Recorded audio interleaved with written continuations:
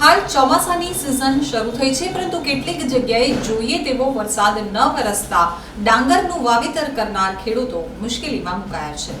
હાલ ડાંગરના પાકનું વાવેતર કરનારા ખેડૂતો માટે વરસાદ ખેંચાતા ચિંતાનો વિષય ઊભો થયો છે. જૂન માસ પૂરો થવા આવ્યો હોવા છતાં પણ જે રીતે વરસાદ વાવેતર લાયક થવો જોઈએ તે રીતે થઈ રહ્યો નથી અને છેલ્લા કેટલાક દિવસોથી નહેરમાં પાણી પણ આપવાનું બંધ કરાયું છે, જેના કારણે ડાંગરના પાકની વાવણી કરતા ખેડૂતોમાં ચિંતાનું મોજું ફરી વળ્યું છે.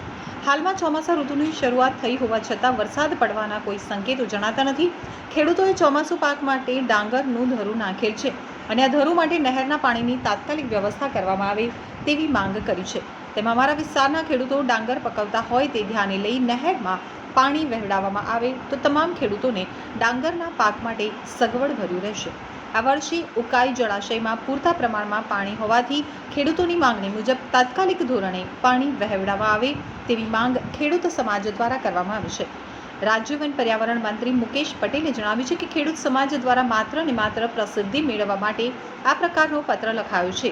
મેઇન કેનાલમાં જ રિપેરિંગની કામગીરી થવાની હતી તે અંગે પહેલાથી જ ખેડૂતોને જાણ કરી દેવામાં આવી છે અને તે કામ ઝડપથી પૂર્ણ થઈ જાય તેના માટે પણ ધ્યાન આપવામાં આવી રહ્યું છે. વરસાદ અનિયમિતતાથી વરસી રહ્યો છે. કેટલાક જિલ્લામાં વરસાદ વધુ આવી રહ્યો છે તો કેટલાક જિલ્લામાં વરસાદ ઓછો આવી રહ્યો છે. વરસાદની પેટર્ન પણ બદલાતી દેખાય છે. વરસાદ થોડો ખેંચાતા મુશ્કેલી ઊભી થઈ છે.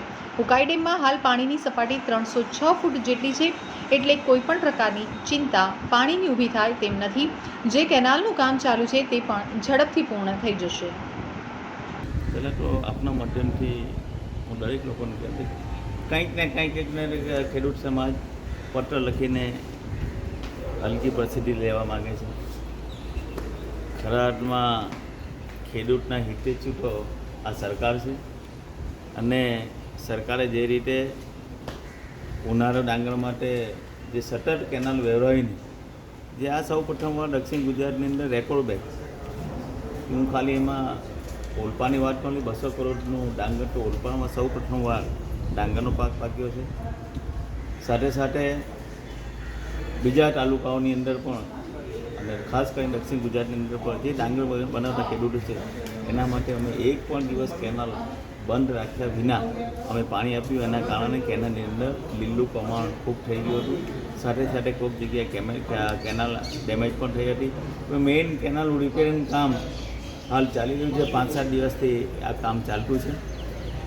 પણ અમે જે આ કામ કરવાના હતા એ અમારા દક્ષિણ ગુજરાતના ઇરિગેશનના અમારા પિયત મંડળીના ફેડરેશન પિયત મંડળીના પ્રમુખશ્રીઓને અમે જાણ કરી હતી કે અમે મેન્ટેનન્સ કામ આ ગાળામાં કરવાના છે. પરંતુ આ વરસાદ ખેંચાવાના કારણે ખેડૂતોની અંદર પણ ચિંતાનું કારણ વધ્યું હતું.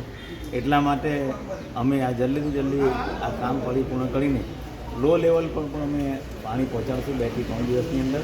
હાલ આપણે જોઈએ છીએ કે અત્યારે પણ ઉકાઈ ડેમનું સપાટી 306 ફૂટ પર છે. આવનારા દિવસોમાં પણ લોકો ખેતી કરે એના માટે પાણી માટે પણ અમે શહેરમાં પાણી રાખ્યું છે.